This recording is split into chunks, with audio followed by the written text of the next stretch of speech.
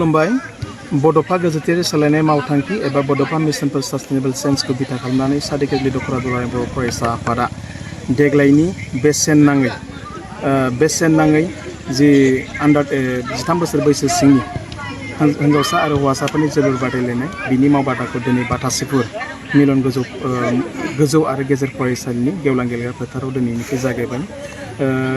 जोबोद गोजोनथावना बाथ्रा सादिकेटलि दख'रा दुलाराय बर' फरायसा आफादा दुलाराय बर' फरायसा आफादनि जि मोनसे गेदेरथार मिशनखौ लानानै बिथांमोना थांनाय माखासे गोलाव बोसोरनिफ्रायनो बेबायदि हाबाफारि लाबोनो हादों आरो बेबायदि हाबाफारि लानानै गुबुन गुबुन ओनसोलाव जाफुंसारनाय बायदिनो सादिकेटलि दख'रा दुलाराय बर' फरायसा आफादनि आवथायाव थानाय नैबे बाथासिफुर ओनसोलावबो दिनै बे हाबाफारिनिफ्राय जोबोद जाफुंसार जानो हादों। मानो होननानै बुङोब्ला मोनसे समाव गुबुन गुबुन ओनसोलनि बायदि ओरैबायदि थासारि फैबायमोन जेराव नोङो उन्दै गथ'फ्राबो स्मार्टफन लानानै गेम गेलेनायाव बिराद गोसो होयोमोन। फरायसालियाव मालाबा थांनो गोसो जालामोन बिथांमोना। दा दुलाराय बर' फरायसा आफादा थांनाय 2022 मायथाइनिफ्राय जि 13 बोसोर बैसोसिमनि जोलुर बादायलायनाय जि बे होनायनिफ्राय दिनै बाथासिफुर ओनसोलाबो जोबोद मोजां जादों। दिनै फरायसाफोरखौ फरायसालियाव थि टाइमावनो थांबाय थानायखौ नुनो मोन्दों आरो बिथांमोना फरायसाफ्रा फरायसालियाव थांखांनायनि उननिफ्रायनो फ्रि समाव बिथांमोना आखाइयाव फुटबल लानानै दिनै फिल्डआव गेलेनायखौ नुनो मोननाय जादों आरो बे दुलाराय बर' फरायसा आफादनिबो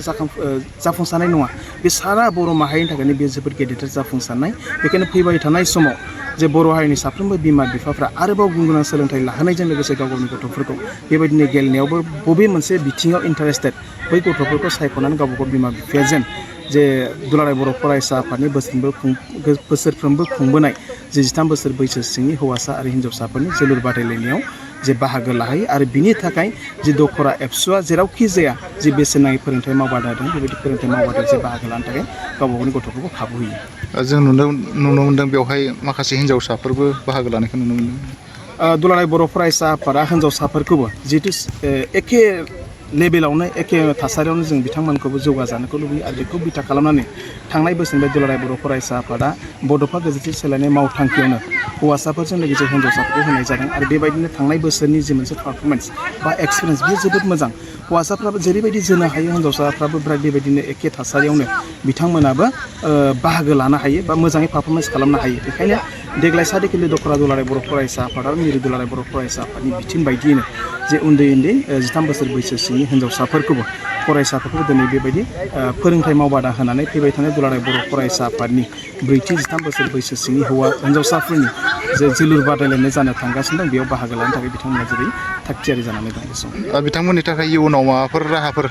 जायो? दुलाराय बर' फरायसा आफादा नैबे 13 बोसोर बैसोसिमनि जोलुर बादायलायनाय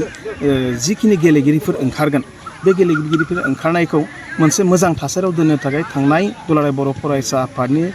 जमदुवाराव जानाय जि स्पेसियेल कनभेनसन बिनि गेजेरजों बड'फा एफसि मुङै मोनसे एफसि दानानै लानाय जाबाय आरो बे एफसिया दिनै थांनाय बोसोराव गिबि खेबनि थाखाय आसामनि जनाव चिरां जिल्लायाव जन ओसआव जानानै गेलेबाय आरो दिनै बड'फा एफसिया मोनसे मोजां थासारियाव दं आरो फैबाय थानाय समाव स्टेट वाइसै गेलेनायाव जोंनि बड'फा एफसियाबो बाहागो लागोन आरो बेजोंनो जों